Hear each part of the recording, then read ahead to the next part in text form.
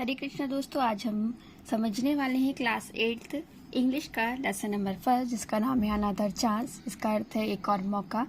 What should we do to correct our mistakes? हमें अपनी गलतियों को सुधारने के लिए क्या करना चाहिए। What should we do to change our failure into success? हम अपनी असफलताओं को सफलता में कैसे बदल सकते हैं। तो आज हम इसमें समझने वाले हैं इस पोयम में कि हेलेन स्टेनर राइस ने क्या लिखा है। How often we wish for another chance? हम बहुत ही तीव्र इच्छा रखते हैं एक और नए मौके की।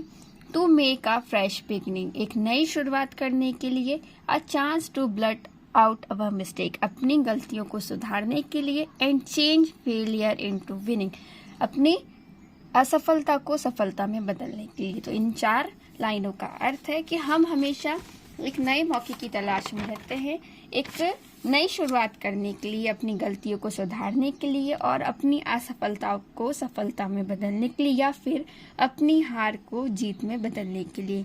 It does not take a new day, एक दिन की आवश्यकता नहीं होती। यदि हमें कोई कार्य करना है तो उसमें कोई दिन की आवश्यकता नहीं होती। To make a brand new start, एक नई शुरुआत करने के लिए किसी एक दिन की, पर्टिकुलर एक दिन की आवश्यकता नहीं होती है। It only takes a deep desire to try with all our heart. हमारे अंदर, हमारे दिल में, हमारे हृदय से एक गहरी इच्छा होनी चाहिए, एक तीव्र इच्छा होनी चाहिए कि हमें कोई भी नई शुरुआत करनी है। उसके लिए हम कोई एक दिन पर निर्भर नहीं रह सकते। To live a little better and to be always forgiving, to add a little sunshine to the world in which we are living. हम जिस दुनिया में रहते हैं, हम जिस दुनिया में रह रहे हैं, उसमें रहने के लिए, अपने जीवन को और बेहतर बनाने के लिए और बेहतर तरीके से जीने के लिए हमें हमेशा क्षमाशील, धैर्य रखने वाला या गलतियों को माफ करने वाला इंसान बनना चाहिए, जिससे हम अपने जीवन में सूरज की धूप या सूरज की धूप रहती है, जिस तरीके से सूरज की धूप की चमक होती है ना, हम दुनिया से कैसे जुड़ सकते हैं। एक बेहतर इंसान बन के, लोगों को माफ करके, लोगों की गलतियों को माफ करके, दया रखकर हम जिस दुनिया में रह रहे हैं, अपने जीवन को, अपनी इन अच्छाइयों से अपने जीवन को हम और ज्यादा बेहतर बना सकते हैं।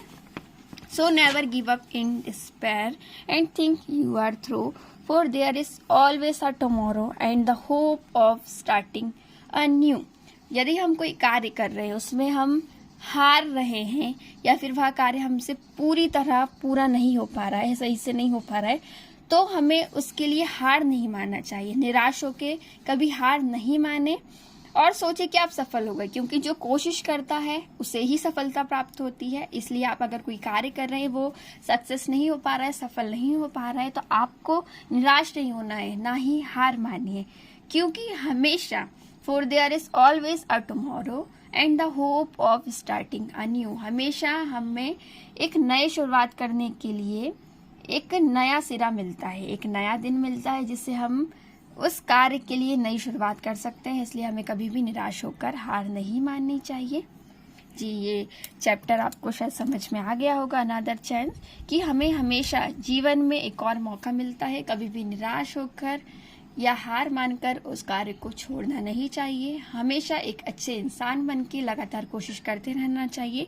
प्रैक्टिस मेक्स परफेक्ट, हम जितना ज़्यादा प्रैक्टिस करते हैं, कोशिश करते हैं, हम उतने ज़्यादा अपने कार्य में परिपूर्ण होते जाते हैं, उतने ज़्यादा अपने कार्य में कामयाब होते हैं। हरे कृष्ण दोस्तों, मैं आशा करती हूँ आपको मेरी वीडियो अच्छी लगी हो।